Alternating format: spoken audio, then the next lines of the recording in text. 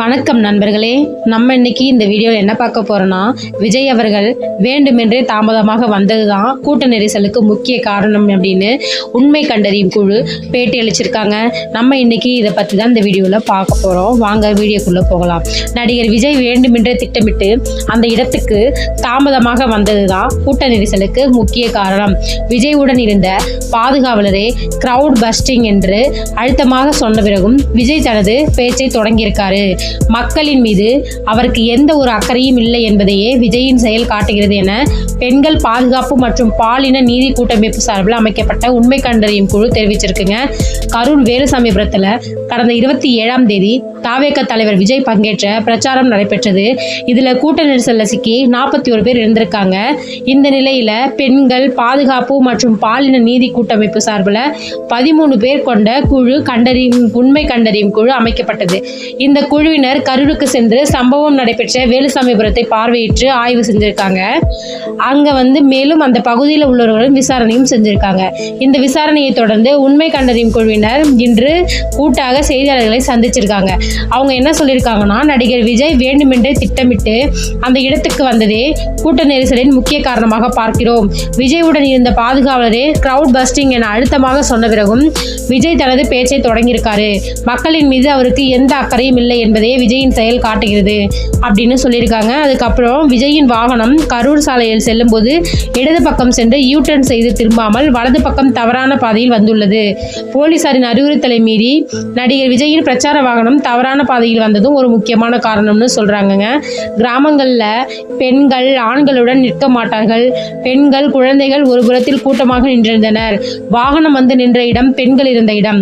வண்டி வந்ததும் அங்கு இருந்தவர்கள் எங்கு செல்வார்கள்?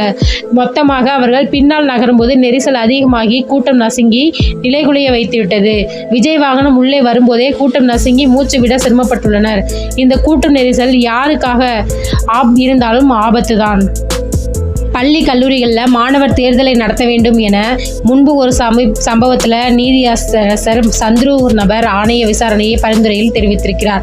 நாங்களும் எங்கள் அறிக்கையில் அந்த முக்கியமான பரிந்துரையை செய்துள்ளோம் என தெரிவித்துள்ளனர். மேலும் விஜய் அவர்கள் 7 மணி நேரம் தாமதமாக வந்தது முக்கிய விஷயமா இருக்கு. விஜயகாந்த் எந்த கூட்டத்துக்கு வந்தாலும் தண்ணீர் இருக்கிறதா என கேட்பார். அதுதான் அவசியம். காவல்துறை உள்ளே வந்து ஒழுங்குபடுத்தவில்லை என்கிறார்கள். ஒரு கூட்டத்தை நடத்தும் போது நாம் கூட்டத்தை ஒழுங்குபடுத்தும் வேலையை போலீசாருக்கு நாம் தருவது சரியாக இருக்காது. அதில் குழப்பம் செய்து விட்டார்கள்.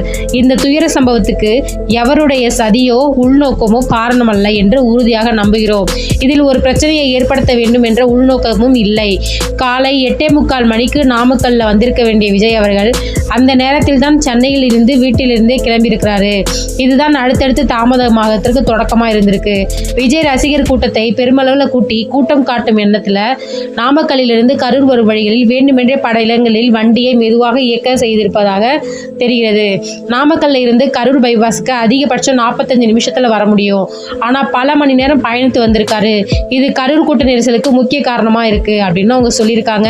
அதுக்கப்புறம் என்ன சொல்லியிருக்காங்கன்னா, விஜய் பரப்புரை நிகழ்வு நடத்த திட்டமிட்டிருந்த இடத்திற்கு 50 மீட்டருக்கு முன்னரே போலீஸ் காவல்துறை கூறியபடி வாகனத்தை நிறுத்தி பேசியிருந்தார்னா நெரிசல் ஏற்படும் வாய்ப்புகள் தவிர்த்திருக்க முடியும். மேலும் விஜய் வண்டி கூட்டத்திற்குள்ள வந்ததுக்கு அப்புறம் 20 பேர் கொண்ட ஒரு குழு கூட்டத்தை மஞ்சள் வண்ண கயிறு கொண்டு உள்நோக்கி தள்ளியதாக கூறப்படுது. மதிய நேரங்களில் மேளம் ஆட்டப்பாட்டம் என மக்கள் கூட்டம் இருந்துள்ளது. அன்று காலையிலிருந்து மாலை வரை மக்கள் கூடியிருந்திருக்கிறாங்க. விஜயின் பரப்புரை வண்டி சம்பவ இடத்திற்கு வரும்போது அவனுக்கு தான் காவல்துறையினரும் வந்திருக்காங்க. கரூர்ல வாகனம் நிறுத்துவதற்கான வசதியுள்ள இடமாக கருதப்பட்ட வேலுசாமிபுரத்தில் ஒவ்வொரு சந்துக்குள்ளும் ஆயிரக்கணக்கான இருசக்கர வாகனங்கள் நிறுத்தப்பட்டதை காவல்துறை தடுக்க தவறிவிட்டது. நெரிசல்ல மூச்சு திணறி தப்பிக்க ஜந்துகளுக்குள் நுழைந்த மக்கள் இருசக்கர வாகனங்கள்ல நிலை தடுமாறி விட்டாங்க. உள்ளூர் மக்கள் மட்டுமின்றி வெளி மாவட்டங்களிலிருந்தும் மக்கள் கூடியிருக்காங்க. அதனாலே கூட்ட நெரிசல் ஏற்பட்டிருக்கு. கூட்டம் அதிகரிக்க வேண்டும் என்பதற்காகவே காலதாமதமாக விஜய் வந்துள்ளார் அப்படின்னு சொல்லியிருக்காங்க. அதுக்கப்புறம் என்ன சொல்றாங்கன்னா, அதுவே நெரிசலுக்கும் உயிரிழப்புக்கும் காரணம் காரணம். தாவேகா நிர்வாகிகளும் பொறுப்பாளர்களும் எவ்வித பொறுப்புணர்வும் மக்கள் மீது எந்த ஒரு அக்கறையும் இல்லாதவர்களாக நடந்துக்கிறாங்க. ரசிகர் கூட்டத்தை காட்டி கட்சி நடத்தி விடலாம் என்ற எண்ணத்துல இருக்காங்க. கூட்ட நெரிசல் ஏற்பட்ட போது சிலர் மயங்கி விழுந்திருக்காங்க. அதனால விஜயின் கவனத்தை ஈர்ப்பதற்காக தான் செருப்பை தூக்கி வீசியதாக அருகில் இருந்தவர்கள் கூறுகின்றனர். விஜய் கூட்டத்திற்கு வருபவர்கள் அங்குள்ள பேனர்களை கிழித்து அதன் மீது இருந்தும் பார்த்திருக்காங்க. ஒழுங்காக கட்டமைக்கப்பட்ட கட்சிகளில் உள்ளவர்களின் தங்களின் தலைவர்கள் பேனர்களை கிழிக்க மாட்டாங்க.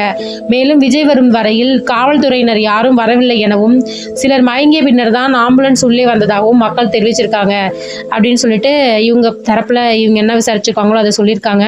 இதை பத்தின உங்களோட கருத்து என்னன்னு மறக்காம கமெண்ட் பண்ணுங்க. தேங்க்யூ ஃபார் வாட்சிங் மை சேனல்.